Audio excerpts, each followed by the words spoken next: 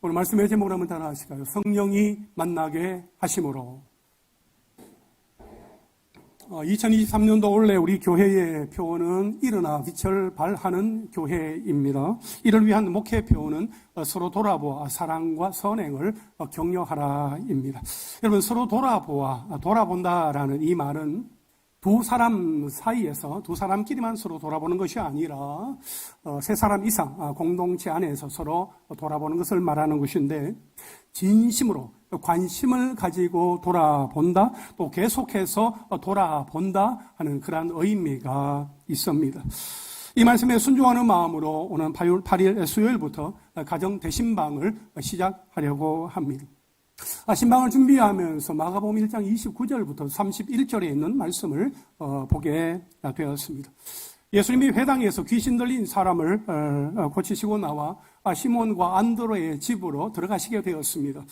그곳에는 베드로의 장모님이 열병을 앓아 누워 있었습니다. 이전에 베드로가 자신의 집의 형편과 사정, 그 장모님의 그 상태에 대해서 예수님께 말씀을 드렸다는 그 기록은 나와 있지 않습니다. 이제야 사람들이 그 장모님의 그 병세를 예수님께 말씀을 드리자 예수님이 들으시고 나아가서 그 손을 잡아 일으키시니까 그 장모님의 열병이 다 떠나가고 예수님께 수종을 들게 되었다는 말씀을 하고 있습니다.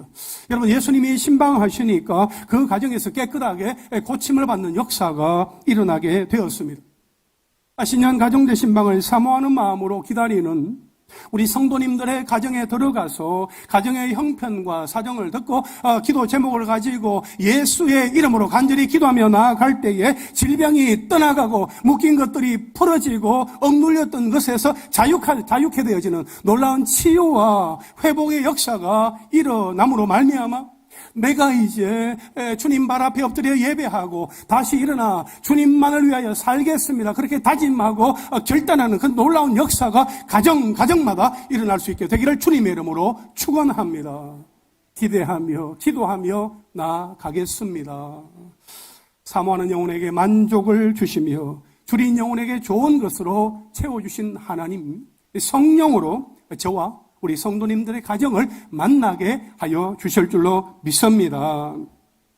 오늘 본문에도 보면 성령이 만나게 하심으로 예수님의 복음이 더욱더 널리 전파되는 것을 볼 수 있습니다. 그러면 성령이 어떻게 일하시는지 오늘 본문 말씀 속으로 들어가 보도록 하겠습니다. 첫째로 한번 따라 하실까요? 성령의 인도하심을 받아야 합니다.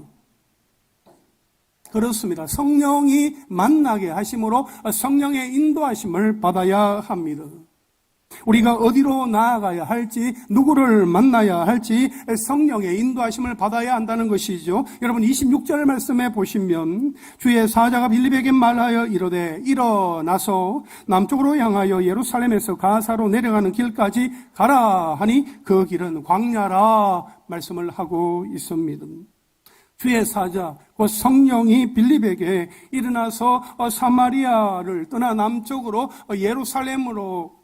예루살렘에서 가사로 내려가는 길까지 가라, 그렇게 명령을 하셨습니다. 여러분, 지도를 잠깐 볼까요?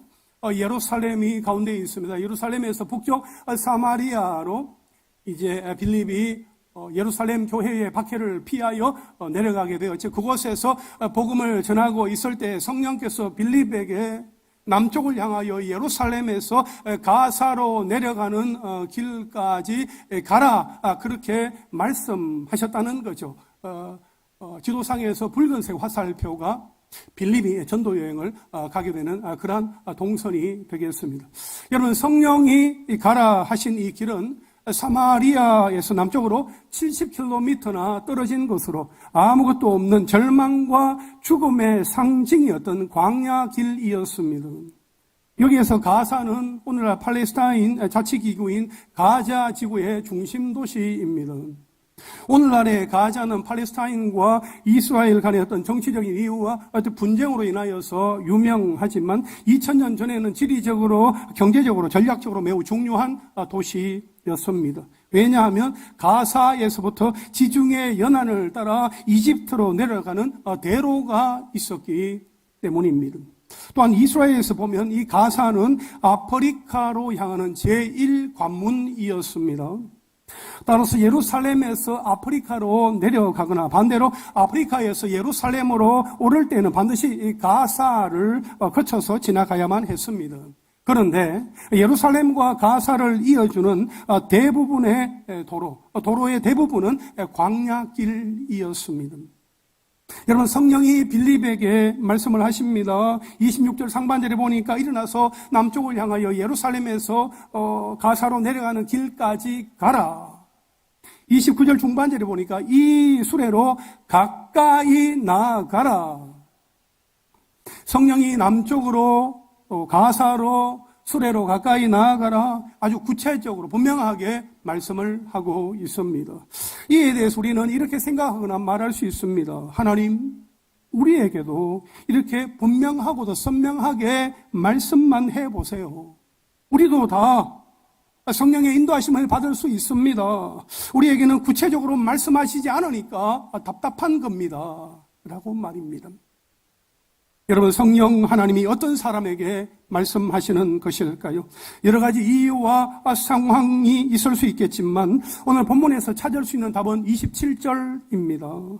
일어나 가서 보니 에디오피아 사람 곧 에디오피아 여왕 간다게의 모든 국고를 맡은 관리인 네시가 예배하러 예루살렘에 왔다가 이렇게 말씀을 하고 있습니다.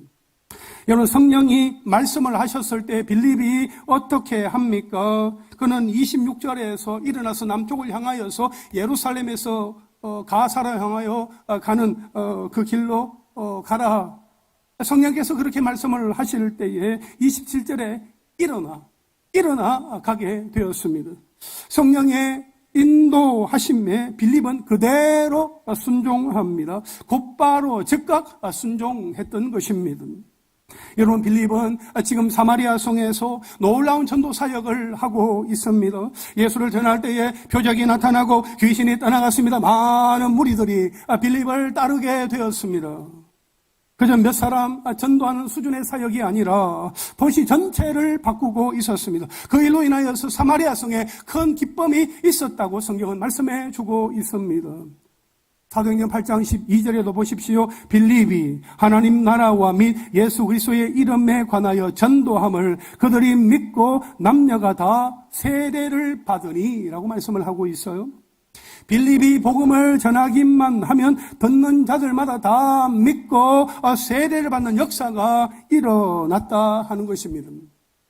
그런데 이렇게 쓰임받고 있던 전도자인 빌립에게 성령이 광야길까지 가라 그렇게 말씀을 하신 것입니다. 아니, 하나님, 광야에 사람이 있습니까? 있으면 몇 명이나 있겠습니까? 사람들이 붐비는 도시로 가서 복음을 전해야 열매도 풍성해지고 사역도 확장되는 거죠. 아니, 광야길이라뇨, 너무 뜬금없지 않습니까? 혹시 성령님이 잘못 말씀하신 건 아닐까? 어쩌면 내가 잘못 들은 것은 아닐까? 성령님, 안 됩니다. 지금은 광야로 갈 때가 아닙니다. 여기서 전해야 더 많이 전할 수 있습니다. 저는 광야 신섭니다. 어쩌면 대부분 우리의 반응은 이러할 것 같습니다. 여러분, 성령이 말씀하실 때 빌립은 어떻게 합니까? 29절에 성령이 이 수레로 가까이 나아가라 그렇게 말씀하실 때에 30절에 보니까 빌립이 어떻게 했어요? 달려가서 성령이 이 수레로 가까이 나아가라 그렇게 말씀하셨는데 빌립은 달려갔다고 했습니다. 여기서 성령의 음성에 즉각 반응하는 빌립의 자세와 태도를 우리는 짐작해 볼 수 있습니다. 성령이 말씀하실 때 빌립은 즉시 순종했습니다.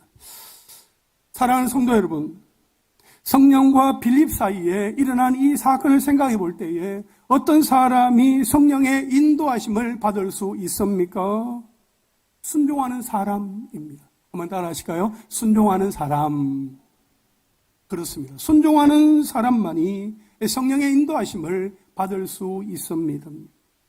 빌립은 이미 예루살렘 교회의 박해가 일어났을 때에 예루살렘에서 사마리아로 흩어진 가운데 그곳에서 복음을 전하는 순종을 했습니다. 또한 다시 일어나서 예루살렘에서 가사로 내려가는 길, 그 광야길까지 가라는 그 성령의 명령에도 순종을 했습니다. 심지어 빌립은 달려가서 만나는 순종까지 했습니다. 여러분 기억하십시오. 성령은 순종하는 사람에게 계속 말씀하여 주십니다. 성령은 즉각 순종하는 사람, 순종할 마음과 자세를 가지고 있는 사람에게 말씀하여 주신다 하는 것입니다. 바라옵기는 성령께서 우리에게 말씀하여 주시고 그 놀라운 사실을 깨닫게 하여 주실 때에 아멘 하면서 순종하며 나아가는 하나님의 사람들이 다 되시기를 주님의 이름으로 축원합니다. 둘째로 한번 따라 하실까요? 만나는 자에게 예수 복음을 전해야 합니다. 그렇습니다. 성령이 만나게 하심으로 만나는 자에게 예수 복음을 전해야 합니다. 예수 복음이 들려지게 해야 한다는 것입니다. 성령의 인도하심을 받은 빌립이 만나게 된 사람은 누구입니까? 오늘 본문 27절과 28절 말씀 우리 함께 읽겠습니다. 시작. 일어나 가서 보니 에디오피아 사람 곧 에디오피아 여왕 간다게의 모든 국고를 맡은 관리인 네시가 예배하러 예루살렘에 왔다가 돌아가는데 수레를 타고 선지자 이사야의 글을 읽더라. 아멘. 여러분 빌립이 만난 사람은 에디오피아의 여왕 간다게의 모든 국고를 맡은 네시라고 말하고 있습니다. 재정의 책임을 맡았던 그는 우리나라의 기획재정부 장관급에 해당하는 인물이었습니다. 그 신하가 예배하기 위해서 애굽의 남쪽에서부터 예루살렘까지 왔다는 것은 엄청난 일입니다. 이것은 그가 예배에 있어서 얼마나 열심히 특심했던 사람이었던가 하는 것을 알 수 있게 해줍니다. 또한 그는 예배하는 사람이었을 뿐만 아니라 성경의 한 부분까지도 읽고 있던 사람이었습니다. 그가 흔들리는 그 마차, 그 수레 안에서 읽고 있었던 글은 예수님의 고난을 예언한 이사야 53장 말씀입니다. 오늘 보면 32절과 33절을 우리 함께 읽겠습니다. 시작. 읽는 성경 구절은 이것이니 일러서되 그가 도살자에게로 가는 양과 같이 끌려갔고 덜 깎는 자 앞에 있는 어린 양이 조용함과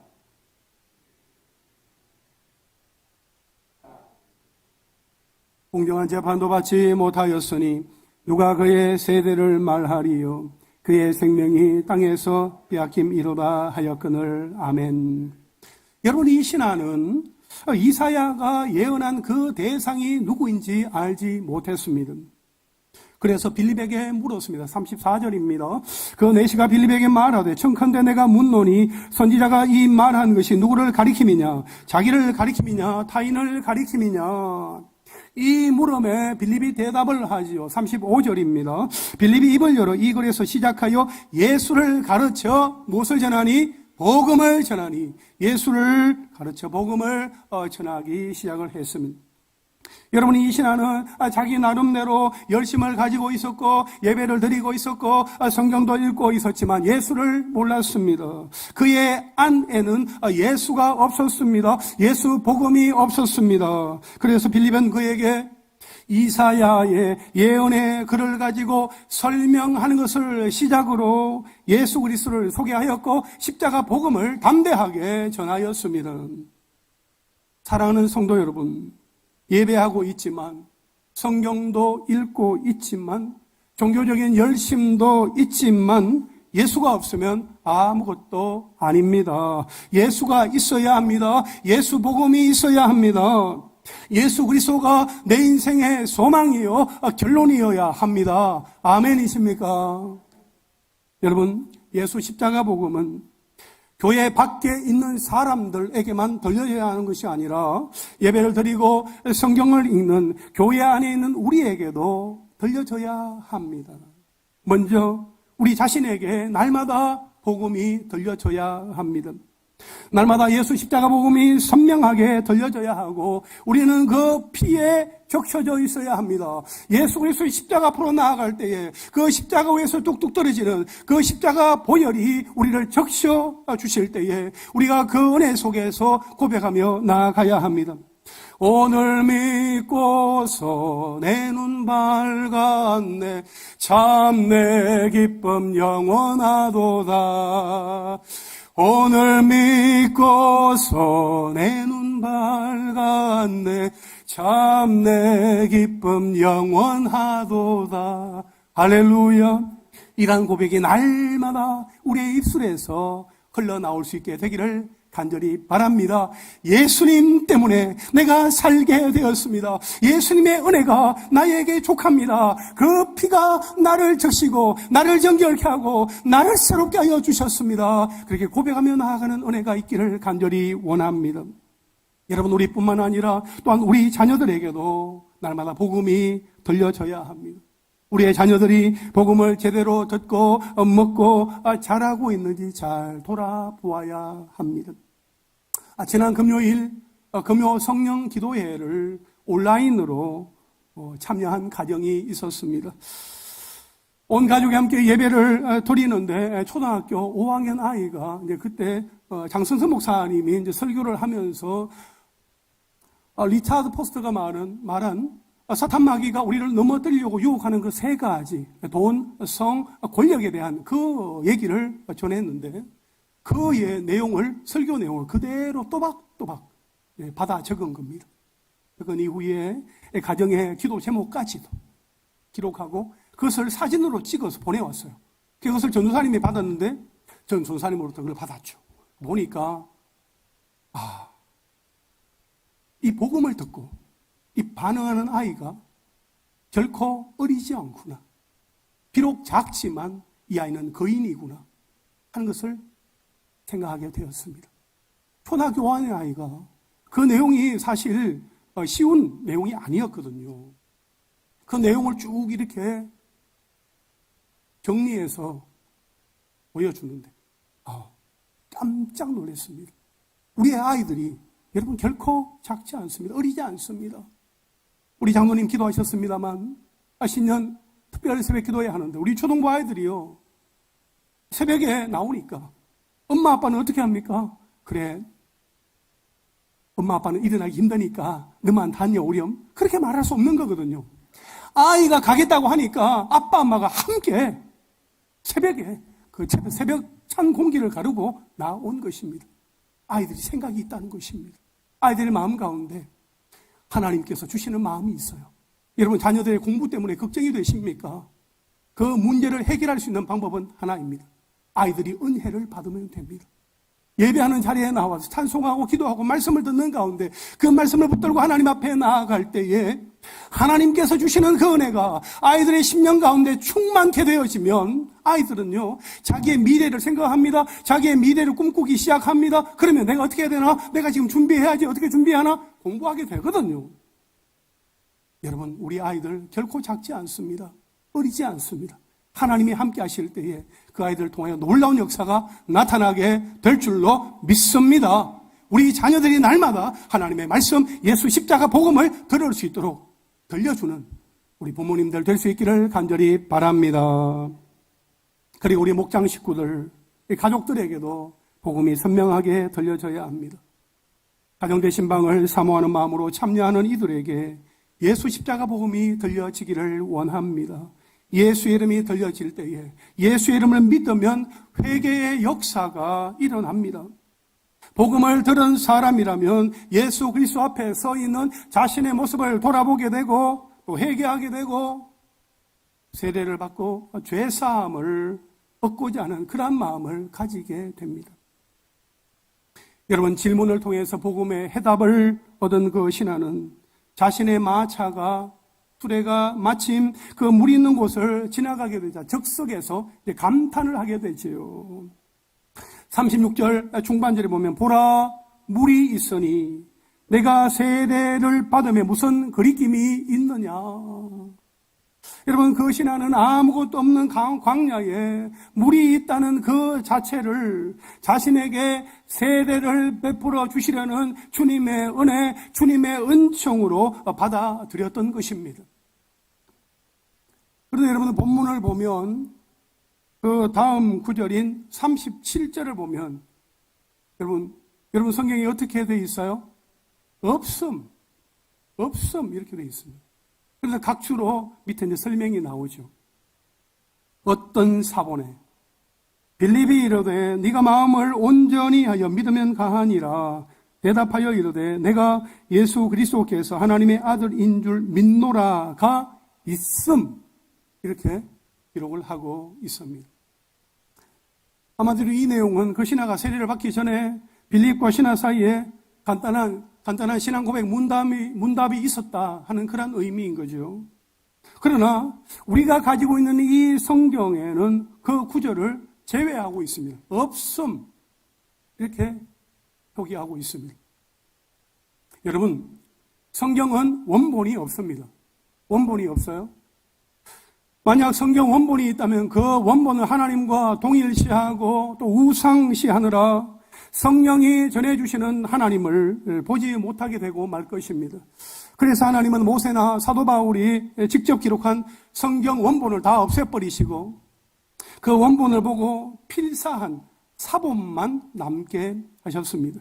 그런데 사람들에 의해서 성경 그 필사가 이렇게 거듭되면서 사람들이 자신들의 의도에 따라서 원본에는 없던 내용을 사본에 덧붙이게 되었습니다.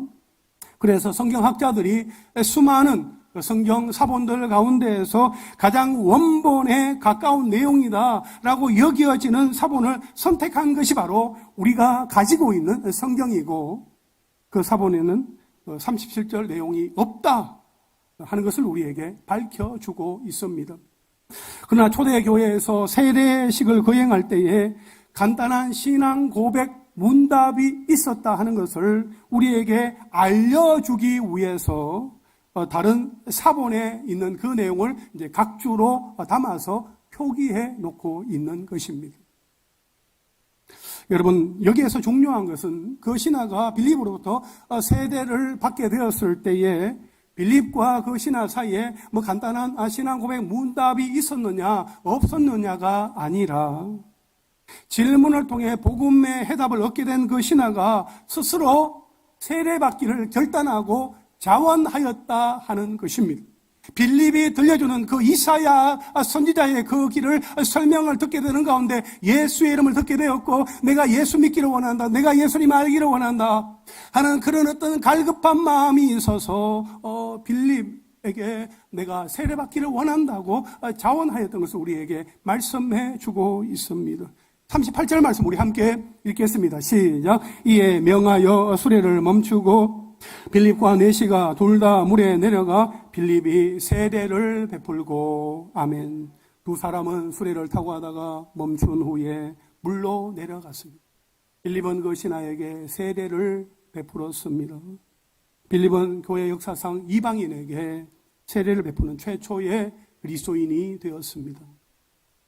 사랑하는 성도 여러분, 예수 복음을 듣고 회개하는 사람은 세례받기를 사모합니다. 왜냐하면 예수의 피가 내 죄를 씻어주시고 정결케 하여 주신다는 그 사실을 알기 때문이고, 그 표가 세례다 하는 것을 알기 때문입니다. 사모하는 마음을 갖게 되는 것이요.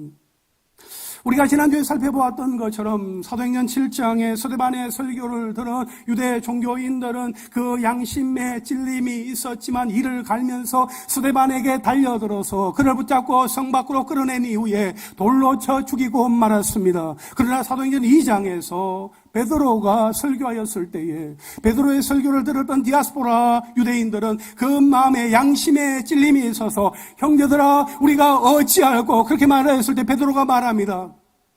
너희가 회개하고 가까워 예수 그리스도 이름으로 세례를 받고 죄 사함을 받으라. 그러면 성령을 선물로 받게 된다. 담대하게 전하였습니다. 그래야 할 때에 그들이 회개를 하고 세례를 받았는데 그 신도의 수가 3,000명이나 되었다고 그렇게 말씀을 하고 있습니다. 3,000명의 사람들이 예수 이름을 듣고 그 마음 가운데 회개하면서 세례를 받게 되었을 때에 3,000명이 주께로 돌아오는 놀라운 역사가 나타나게 되었더라 하는 것입니다. 예수 이름을 듣게 되어지면 그 마음 가운데 그러한 갈급함이 생기게 되는 것입니다. 여러분, 하나님께로 나아가는 길, 다시 일어나는 길, 하나님과 교제하는 지름길은 회개입니다. 내 인생의 주인은 내가 아니구나, 예수님이시구나, 나에게 예수님이 필요하구나 하는 것을 깨닫게 되는 것이지요. 예수님을 더 알고 싶어 합니다. 죄 씻음 받는 그 세례를 더욱 사모하게 되는 것이요. 우리 교회 성도님들 가운데 어떤 한 성도님은 온라인으로 계속해서 예배를 드리시다가 최근에 이 자리에 나와서 함께 예배를 드리기 시작했습니다. 예배를 드리면서 말씀을 듣고 예수님을 듣게 되면서 마음 가운데 회개가 일어나니까 나도 세례를 받고 싶다. 나도 세례를 받고 싶다 하는 그런 마음을 가지게 되었다는 거예요. 그 세례를 받고자 하는 그분의 그 마음이 참 귀하다 하는 생각이 들었습니다. 사랑하는 성도 여러분, 우리 교회에서 모일 때마다 교회 이 자리에서나 주일학교에서나 가정에서나 목장에서나 우리가 가는 곳마다 우리를 통하여 예수의 이름, 예수의 십자가 복음이 전파되기를 원하며 예수의 이름을 듣는 자들마다 예수님을 믿고 세례받는 그러한 역사가 나타날 수 있게 되기를 주님의 이름으로 축복합니다. 마지막 셋째로 한번 따라 하실까요? 사람을 따라가지 말고 성령을 따라가야 합니다. 그렇습니다. 성령이 만나게 하심으로 사람을 따라가지 말고 사람을 따라가는 것이 아니라 예수님을 따라가야 하고 성령을 따라가야 합니다. 오늘 보면 39절과 40절 말씀을 함께 읽겠습니다. 시작. 둘이 물에서 올라올새 주의 영이 빌립을 이끌어 간지라. 내시는 기쁘게 길을 가므로 그를 다시 보지 못하니라. 빌립은 아소도에 나타나 여러 성을 지나다니며 복음을 전하고 가이사랴에 이르니라. 아멘. 여러분 지도를 다시 한번 볼까요?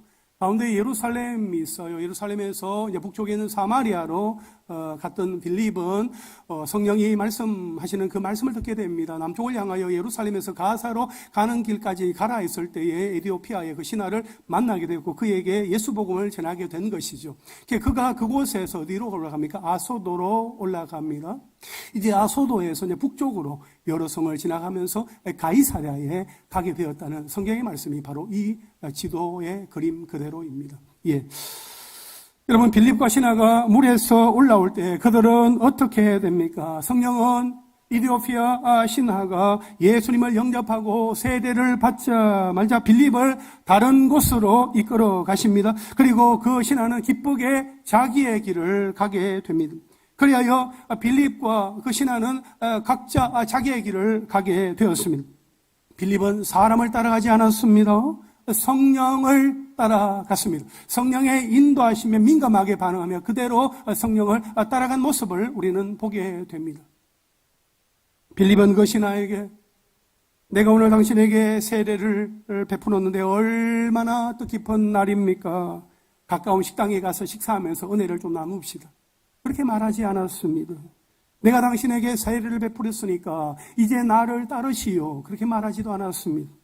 또한 신하는 빌립에게 당신이 나에게 성경을 잘 풀어주었으니까 내가 이제부터 당신에게 배우겠습니다. 그렇게 말하지도 않았습니다.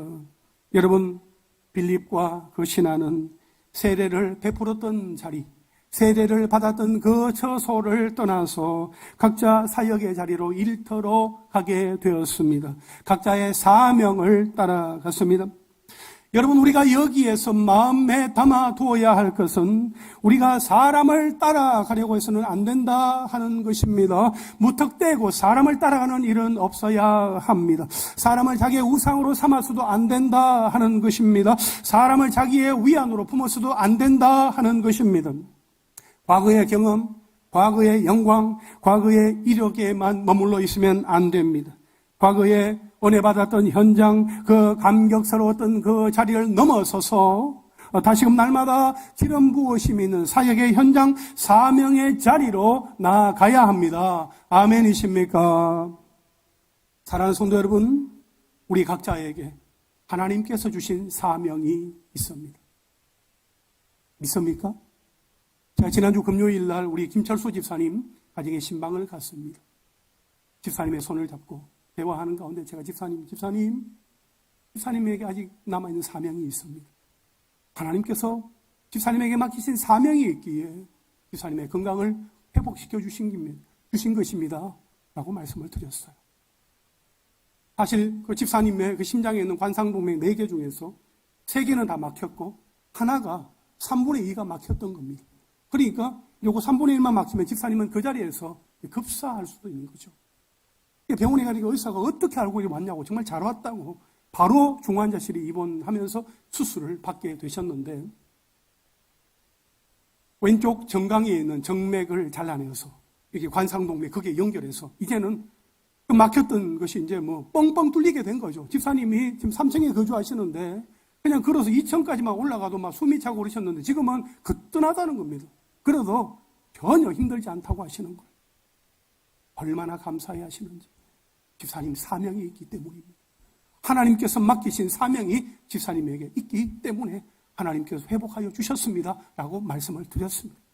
우리 김철수 집사님 뿐만 아니라 연약한 가운데 있는 이들, 하나님께서 우리에게 생명을 연장시켜 주시고 예배하는 자리에 나오게 하신 것은 우리 한 사람 한 사람에게 맡기신 사명이 있기 때문인 것입니다. 연약하여 병원에 입원해 있는 이들을 우리가 마음을 다하여 기도하게끔 하시려고 하나님께서 우리를 이 자리에 불러 모아 주셨다 하는 것입니다. 나에게 사명이 있다는 사실을 마음 가운데 새기며 살아갈 수 있게 되기를 간절히 바랍니다. 우리 각자에게 주신 그 사명을 붙들고 살아야 내가 살고 가정이 살고 목장이 살며 교회가 사는 것입니다. 부천 삼락 교회인 내가 살아야 한국 교회가 살고 이 나라와 민족이 사는 것입니다. 아멘이십니까? 한번 따라 하실까요? 내가 부천 삼락 교회입니다. 소리가 작아요. 저한 사람보다 소리가 작으시면 어떡해요? 다시 한번 손을 얹으시고, 내가 부천 삼락 교회입니다. 내가 한국 교회입니다. 여러분 기억하십시오. 여러분 한 분 한 분은 너무나 소중한 분이십니다. 여러분이 교회입니다. 여러분이 부천 삼락 교회입니다. 여러분 한 분 한 분이 한국 교회입니다. 여러분이 살면 우리 부천 삼락 교회가 사는 겁니다. 여러분이 살면 우리 한국 교회가 사는 것입니다. 하나님은 우리를 통해서 하시는 그 있음을 여러분 기억하시기를 바랍니다. 여러분 하나님이 부르신 사명의 자리에서 우리 한 사람 한 사람이 서 있을 때 성령은 합력하여 선을 이루십니다. 그러므로 사람을 따라가지 말고 예수님을 따라가고 성령을 따라가는 은혜가 우리 모두에게 있기를 주님의 이름으로 축원합니다. 이제 말씀을 정리하겠습니다. 우리는 일상에서 누구를 만나게 될지 다 알지 못합니다. 성령이 만나게 하심으로 성령이 만나게 하십니다. 성령이 우리의 일상 가운데서 우리가 만나는 사람들을 만나게 하여 주신다는 거죠. 따라서 우리는 날마다 성령의 인도하심을 받아야 합니다. 또한 우리는 만나는 사람들에게 예수 십자가 복음을 전해 주어야 합니다. 예수의 이름이 들려지게 해야 합니다. 그리고 우리는 사람을 의지하거나 사람을 따라가는 것이 아니라 성령을 따라가야 합니다. 예수 그리스도의 영이신 성령은 날마다 때마다 우리와 함께 하시면서 우리를 통하여 개인이나 공동체에 예수 십자가 복음이 널리 전파되게 하십니다. 아무쪼록 하나님의 부르심에 순종하는 우리를 통하여 예수의 이름이 계속해서 전파되어지고 예수의 이름을 듣고 예수의 이름을 믿고 예수의 이름을 부르며 하나님 앞에 나오는 자들로 인하여서 하나님의 나라가 더욱더 확장되어지는 그 일에 지속적으로 하나님 앞에 귀하게 쓰임받는 예수의 증인들이 다 되시기를 주님의 이름으로 축원합니다. 할렐루야. 아멘.